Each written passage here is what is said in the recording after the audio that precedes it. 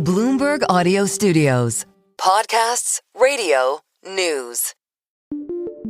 The United States and Iran could return to the negotiating table this week.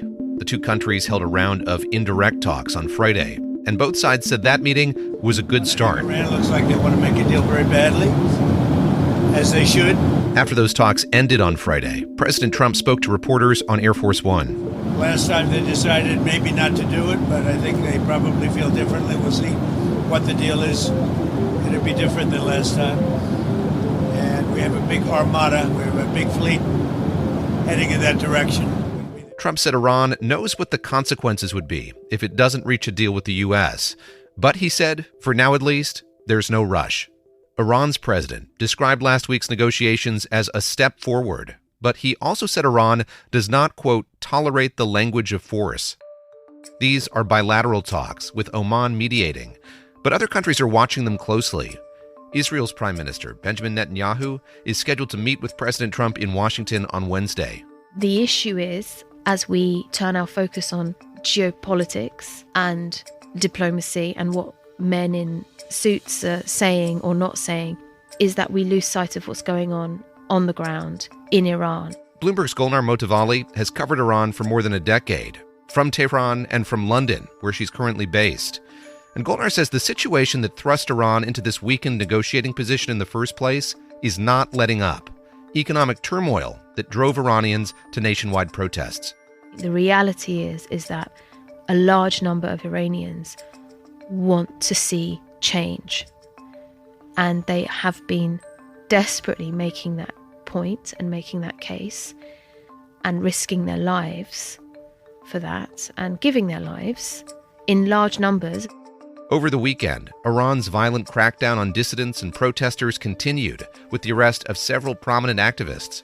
Security forces have reportedly killed almost 6,500 people, according to human rights organizations. President Trump previously threatened to use the U.S. military to support the demonstrators, but it's not clear if violence against dissidents would alone, and at this point, provoke a U.S. military response. The Islamic Republic, if you look over the past nearly 50 years that it's been running Iran, it's never been in a situation as challenging and precarious as this. So I think within that context, these talks definitely provide an off-ramp to this regime to try and hold on to power for longer.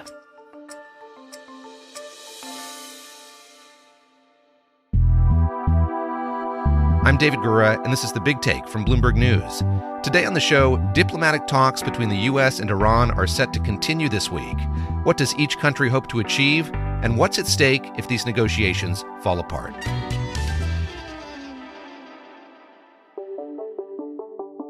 The United States and Iran have started talks again after a months-long pause.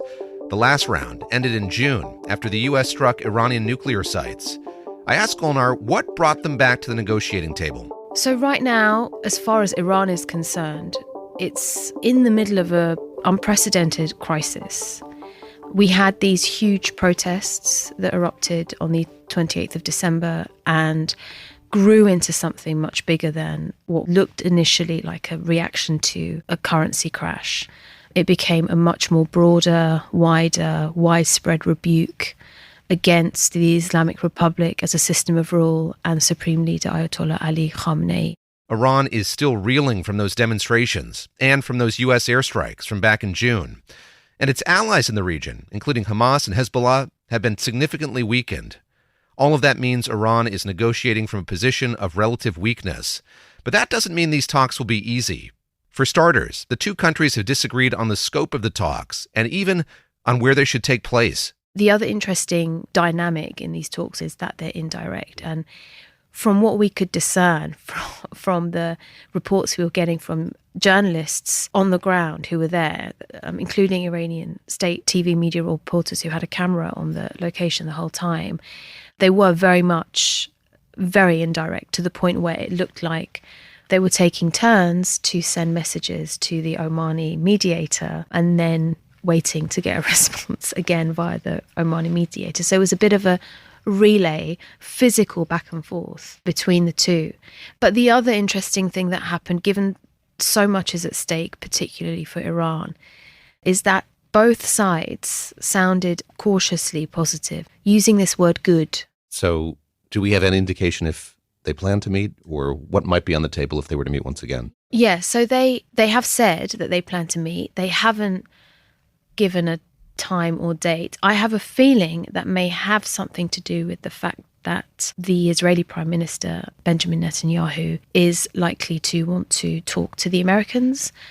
And I think all eyes at this moment in time are going to be on how Israel reacts, because we know that Netanyahu specifically is not a fan of a US-Iran negotiating process in which he is not involved in. At least if he's not involved in directly, he wants to know the direction it's going in, and he tends to not like it to go in a direction that he feels benefits the Iranian regime as it currently stands. And I think one of the concerns is if he feels that the Trump administration is going to go ahead and secure some kind of deal from Iran, that he could possibly preemptively strike Iran again. And I think that would be very concerning and definitely escalating. And Prime Minister Netanyahu is scheduled to meet with President Trump on Wednesday of this week. Could I ask you about the goals of each side? So without oversimplifying, it seems like for Iran it would be to forestall or take military action off the table. So the U.S. wouldn't strike Iran, and maybe some sanctions relief. Does it go beyond that? Do we know concretely sort of what they want the outcome of these talks to be? I think the only thing we can go by is what they've said so far. Officials said that Iran's priority is to protect its national self-interest and to secure some sanctions relief, because a lot of the domestic problems, not all of them, but a fair amount, are either rooted in or at least exacerbated by the economic conditions inside the country. And so much of that comes down to sanctions relief. If they want to avert and stave off another eruption of massive unrest, I don't think they can achieve it in the long term, but they can put it off for a bit longer or try to prevent it from happening again, is to very quickly do something that brings an injection of foreign exchange into the country. For the U.S., a clear priority is the cessation of Iran's nuclear program. Officials have also said these talks should address Iran's missiles and Tehran's support for regional militias.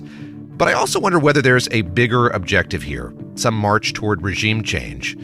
Golnar, what is the U.S.'s goal here? I think there are a lot of people in the Trump administration who are very clear about the fact that they want regime change, and they have wanted it for a long time.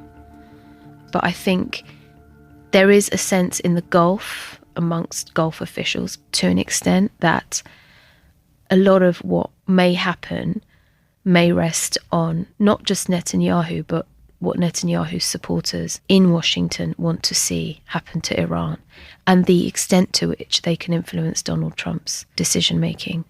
I mean, the crazy kind of situation we're in right now, or the unusual situation, is that I think quite clearly countries in the region, and I'm thinking specifically about the Gulf Arab states, countries that are allies of the US, like Saudi Arabia, Qatar, they don't want a war. They don't want anything that's going to escalate tensions, that's going to be destabilizing.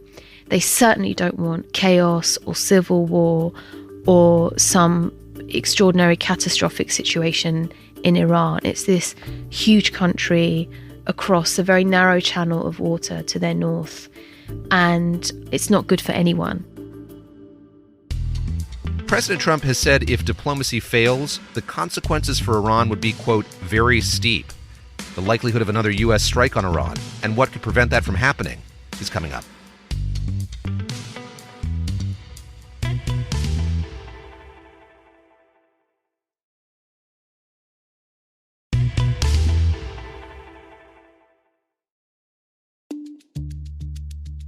We've talked a lot about diplomacy, but looming in the background here is the threat of military action. And we've seen the president draw this parallel to what happened in Venezuela. How do you think about the prospects of that military intervention, what that would mean if the U.S. were to go that route? I think it's possibly the worst case scenario from the point of view of a lot of other countries in the region.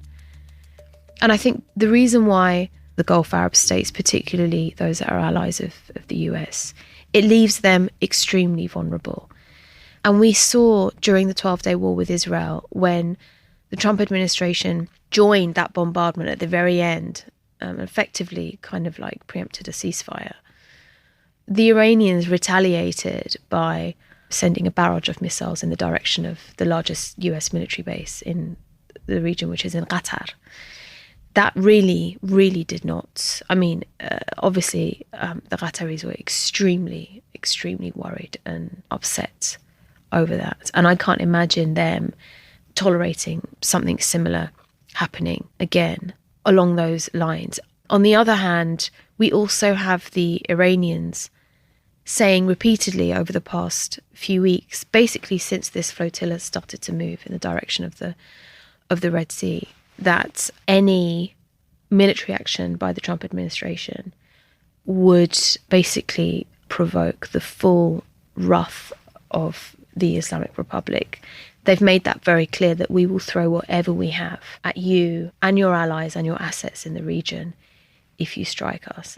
And the Supreme Leader has talked about a regional war as a necessary consequence of that. Yes, and I think they are saying that because they want to change the strategic calculation on the side on behalf of the Americans and even the Israelis. I think that message also, because after the 12-day war, I think there was generally a feeling and a sense, not just in Tehran, but outside, that the Israelis may attack again.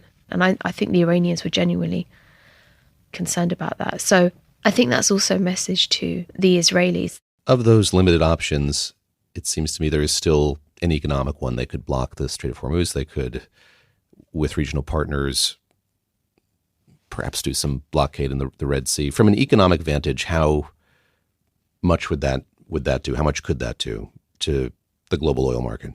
I mean, I think that would be very worrying, right? I think if we had anything like that, I think even any mention by a senior Iranian official saying we will block the Strait of Hormuz if X, Y, and Z happens, I'm not sure if that kind of language would immediately affect oil prices, but in the current climate and given what you have in the background, what's going on and how sensitive the situation is, it's more likely to drive prices up. And I think that's what Trump wants to avoid as well.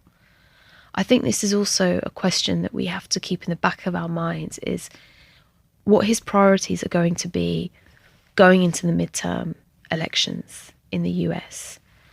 He probably doesn't want high oil prices. More broadly in the country, no one wants that kind of inflationary pressure at that time, not, as far as politics is concerned. And so I think that is something that he may think about for sure. I want to end with this conversation about regime change, or the potential for regime change. So you've described the widespread dissatisfaction that I think a lot of us have seen in recent weeks, certainly in those protests, and drawing on your experience covering the country. Does it feel like in this moment that is closer than it has been, the prospects of there being regime change in Iran? From speaking to people who are in Iran and mostly in Tehran, the biggest impression I get, or the most overriding sense I have, is one of complete hopelessness. People are really sad. People talk of feeling depressed. And again, this word hopelessness. And I think that's quite concerning. I think that can be quite dangerous for a country and for its leadership.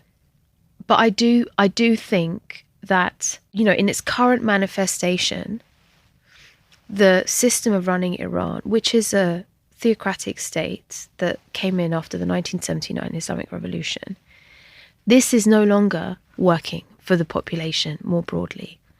I think that's quite clear. And I think the reality is that a large number of Iranians want to see change. And they have been desperately making that point and making that case and risking their lives for that and giving their lives in large numbers. They want change. And that tells you that whatever happens, the unrest is going to come back at some point. Unless there's a credible answer and a solution to the fact that a huge number of people in Iran, a large chunk of the Iranian population, feels completely adrift from its leadership, from the people who are running their lives, unless there's a credible way to address that properly, not just with sanctions relief here and there. That stuff is important to an extent, but it's the sticking plaster.